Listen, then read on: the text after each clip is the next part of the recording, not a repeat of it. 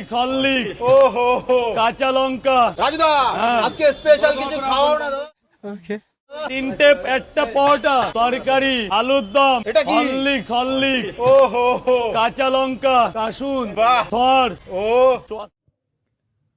রাজুদা পরোটার সাথে আলুর দম ঠিক আছে মানলাম, কাঁচা লঙ্কা খুব ভালো কথা মানলাম, কিন্তু রাজুদা পরোটার সাথে হরলিক্স সত্যি? রাজুদা এ তো পুরো উপরে যাওয়ার টিকিট কনফার্ম গো।